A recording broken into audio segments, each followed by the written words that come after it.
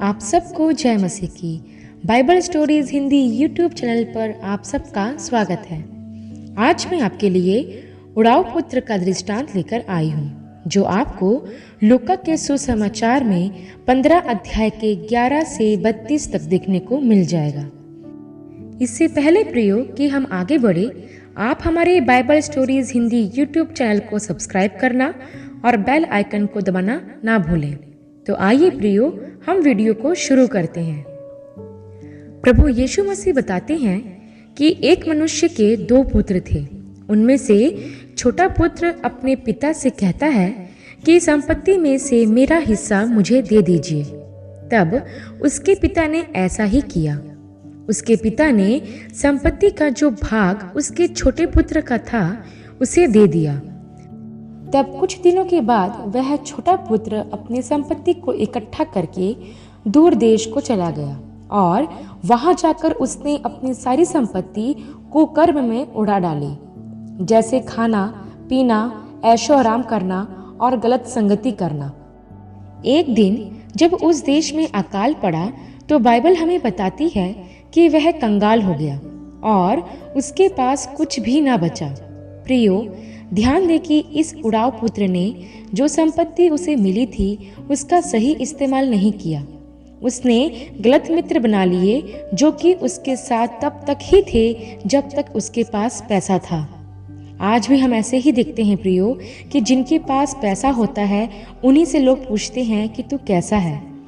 कोई भी किसी दरिद्र या गरीब से मित्रता नहीं करना चाहेगा, क्योंकि उनके पास पैसा धन संपत्ति नहीं होती और ना ही उनका स्टैंडर्ड दूसरे लोगों के बराबर होता है।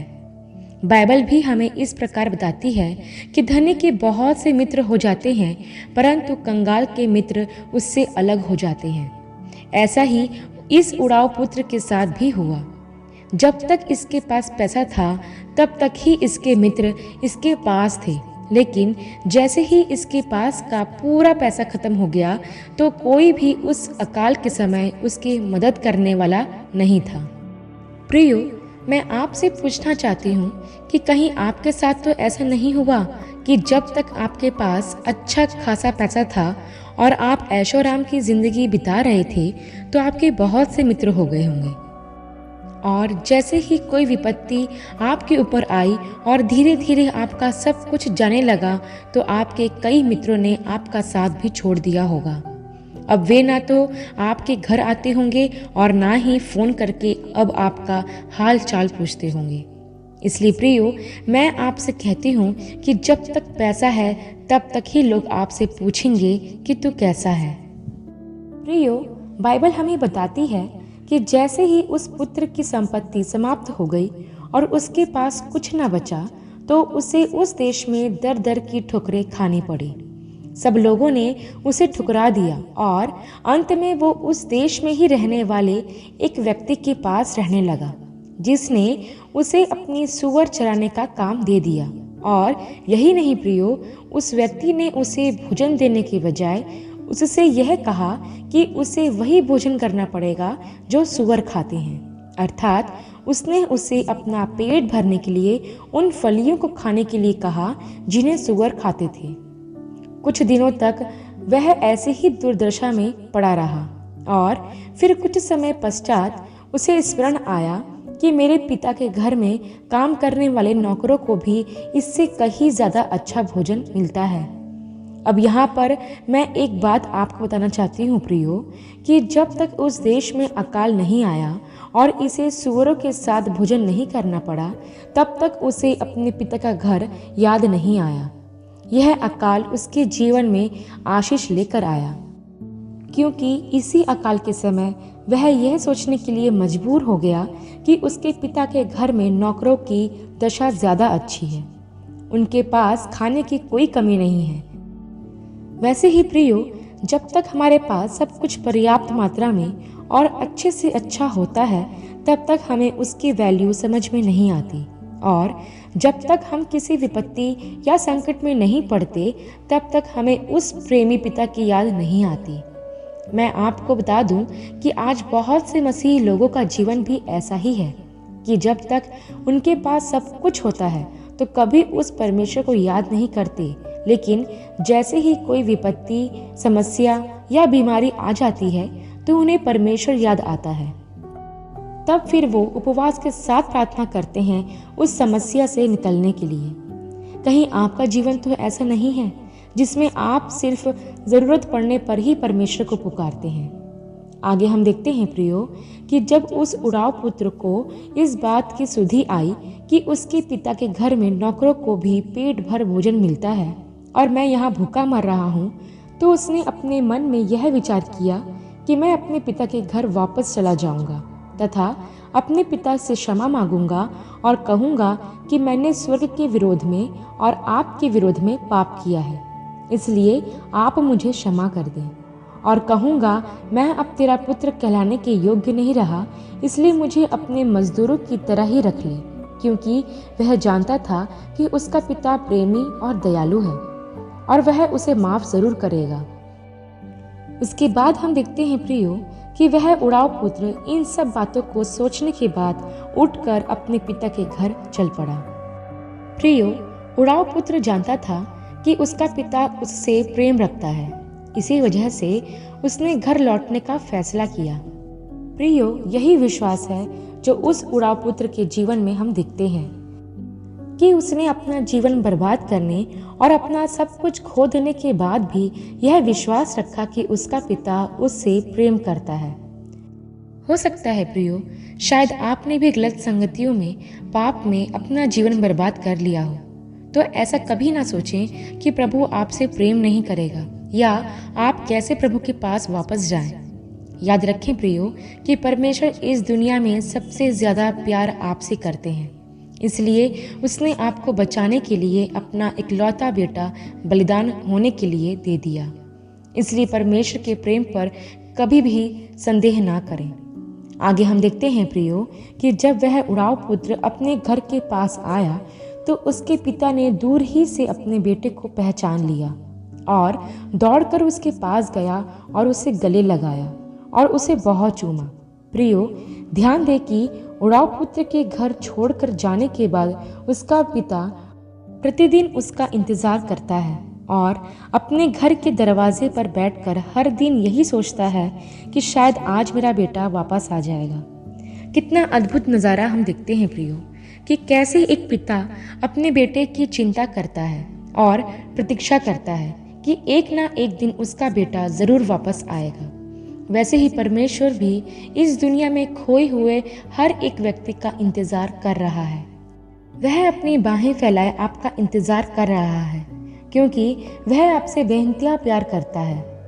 इतना प्यार जो शायद ही इस दुनिया में कोई करता हो, क्योंकि हम देखते हैं प्रियो कि इस दृष्टांत के द्वारा प्रभु यीशु मसीह ने लोगों को उस अगापे प्रेम के बारे में बताया, जैसा कि आगे हम इस दृष्टांत में देखते हैं कि जब वह उड़ाव पुत्र अपने पिता के घर वापस आया तो ना सिर्फ उस पिता ने उसे अपने गले से लगाया, परंतु पिता ने अपने दासों से कहा कि जल्दी से एक अच्छे से अच्छा वस्त्र लाओ और मेरे बेटे को पहनाओ और उसके हाथ में अंगूठी और पाँव में जूतियां पहनाओ और एक पला हुआ पशु मारकर उसे पकाओ, ताकि हम सब आनंद करें।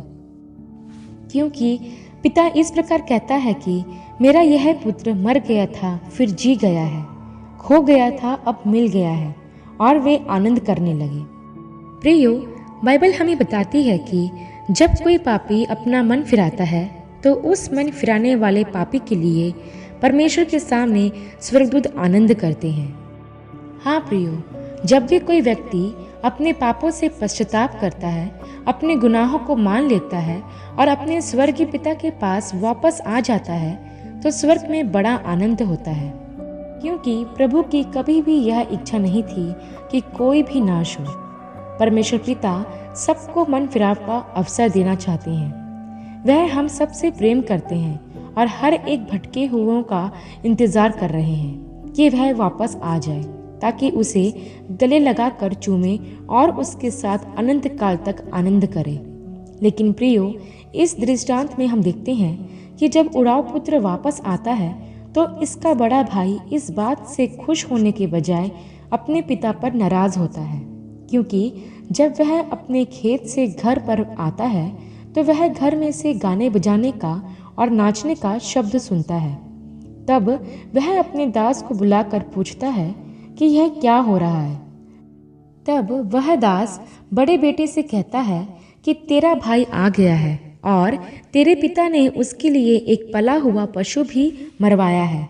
अपने दास से यह बात सुनकर वह क्रोध से भर जाता है और घर के अंदर नहीं जाता, परंतु जब पिता अपने बड़े बेटे को बाहर खड़े देखता है तो वह उसे झांककर मनाने लगता है। परंतु उसका बड़ा बेटा उसको उत्तर देता है कि मैं इतने वर्ष से तेरी सेवा कर रहा हूँ, परंतु तूने कभी भी एक बकरी का बच्चा भी नहीं दिया कि मैं अपने मित्रों के साथ आनंद कर सकूं। परंतु जब तेरा यह बेटा वेश्याओं में अपनी संपत्ति उड़ाकर वापस आता है तो तू उसके लिए एक पला हुआ पशु कटवाता है। बड़े बेटे की यह बात सुनकर पिता उससे कहता है कि तू सर्वदा मेरे साथ है और जो कुछ मेरा है वह सब तेरा ही है, इसलिए आनंद कर और मग्न हो, क्योंकि तेरा भाई मर गया था फिर जी गया है, खो गया था अब मिल गया है। प्रियो, इस दृष्टांत में हम देखते हैं कि वह बेटा जो खो गया था जब वह वापस आता है तो वह अपने पिता के घर में होता है, लेकिन जो बेटा अपने पिता को छोड़कर नहीं गया वह घर के बाहर होता है। क्या आप इस अंतर को समझ पा रहे हो? आपको मैं बता दूं कि प्रभु ने कहा है कि जो पहले हैं वह पिछले होंगे और जो पिछले हैं वह पहले होंगे। क्या आपने इस बात पर भी ध्यान दिया है कि बड़ा भाई अपने छोटे भाई को ढूंढने के लिए नहीं जाता? वह अपने पिता को रोज दरवाजे पर बैठा दिखता होगा, लेकिन कभी उसने अपने पिता की उस दशा को देखकर अपने पिता से यह नहीं कहा कि मैं अपने छोटे भाई को ढूंढने के लिए जाता हूँ। वैसे ही प्रियो, आज बहुत से लोग हैं जिन्हें खोए हुए लोगों को प्रभु के पास लाने का कोई बोझ नहीं है। प्रियो, ये कहानी हमें प्रोत्साहित करती है कि हमारा हृदय उस पिता के समान होना चाहिए जो अपने बेटे के वापस आने का बेसब्री से इंतजार करता है। बाइबल हमें बताती है प्रियो कि हम में मसीह का मन है, और यदि मसीह का मन हम में है तो खोए हुए लोगों के प्रति प्रेम हमारे मन में होना चाहिए। अगर हम सच्चे विश्वासी हैं और अपने स्वर्गीय पिता से सच्चा प्रेम रखते हैं तो हम भटके हुए लोगों तक प्रभु का वचन जरूर लेकर जाएंगे, ताकि उनका भी उद्धार हो और वह भी बचाए जा सके। प्रियो, एक बात और मैं आपको बताना चाहती हूँ जो मैंने अपनी आंखों से देखी है कि अक्सर जब कोई एक नया विश्वासी चर्च में आता है तो कलीसिया के कई लोग ना तो उस विश्वासी से बात करते हैं और ना ही उसका आदर करते हैं। वह उसे घृणित निगाहों से देखते हैं। क्या कभी आपने किसी चर्च में ऐसा होते हुए देखा है?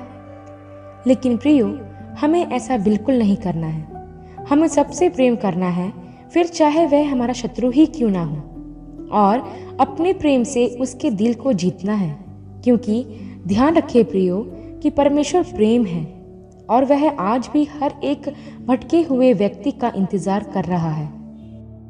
अंत में एक सवाल मैं आप लोगों के लिए छोड़ना चाहती हूँ कि आपके पास कैसा दिल है, उस पिता के जैसा या उसके बड़े भाई के जैसा? अपने उत्तर हमें कमेंट बॉक्स में ज़रूर बताएं। आशा करती हूँ प्रियो, उड़ाऊ पुत्र का यह दृष्टांत आपके लिए आशीषमय रहा होगा। अगले वीडियो में एक नए विषय के साथ आपसे फिर मुलाकात होगी। तब तक के लिए आप सबको जय मसीह की।